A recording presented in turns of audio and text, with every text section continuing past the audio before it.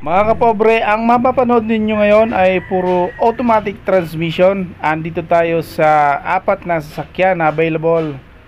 Dito pa rin sa Boy Singket Auto Works. Address natin Malagasang 2A, Imos, Cavite. Tawag na lang po kayo sa aking telephone number. Ayan, nakalagay dyan.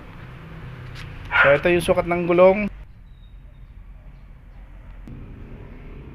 Naka baggy type. Ito yung makina 2L Turbo. So ang ating unit ay negotiable price 280,000 pesos. Ayan, meron siyang handbrake mga kapobre. So ito yung loob. Meron siyang sound setup. Malawak yung loob. Ayan, nakabapping na lahat ng mga tubo. Ayan, automatic transmission mga kapobre. Bali, apat tong mapapanood ninyo. Ito naman yung ating Wrangler na kulay green na may aircon. Ang makina nito ay RF Mazda. So negotiable price ng ating RF Mazda automatic transmission 360,000 pesos. Kaya nga lang sarado pala to kanina, Manoy. Itong ano, di ko buksan yung itong loob ng ano. Oo, nagsarado. So ito yung makina.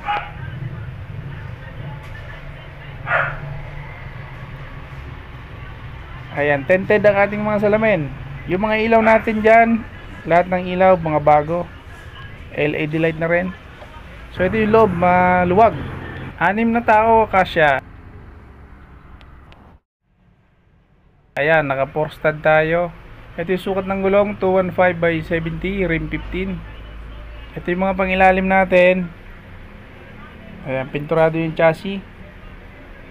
Bakal yung mga pangilalim.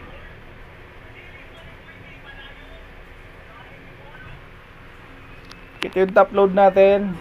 Aero rack ang ating top load.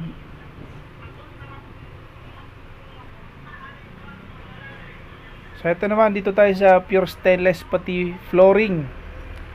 Ang makina nito ay R2 automatic transmission pa rin.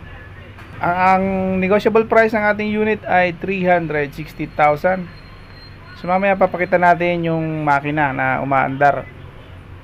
Ayan, makinis po ang ating unit. Syempre, new restore. Bago lahat ng mga accessories na nilagay.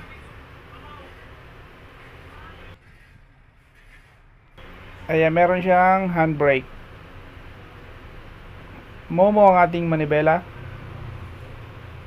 Ayan, meron siyang dashboard. Yung mga gauges natin, bago lahat. Mga upuan, ayan, bago upholstery. Makinis ang loob.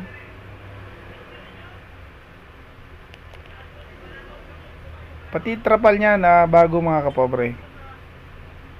So may carrier tayo. Dito naman tayo sa likod. Ayan, kinis nito, no? Astig yung ating unit.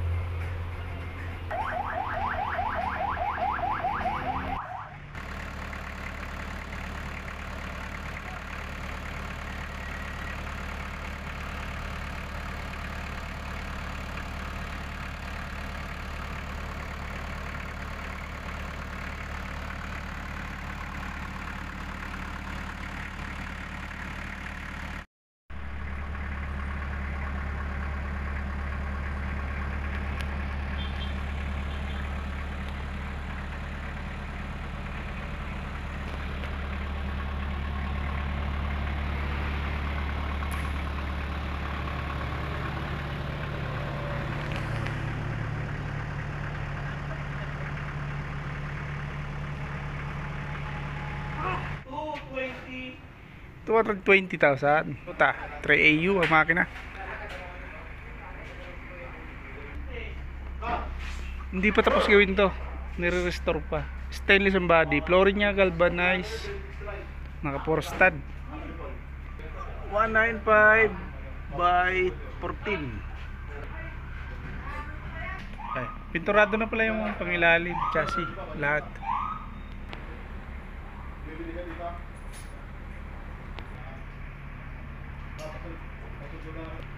Ayun, abangan natin itong matapos mga kapobre. Saka na lang natin silipin yung makina kapag natapos ang gawin. So, ayun muna ang ating update dito sa mga automatic transmission mga kapobre.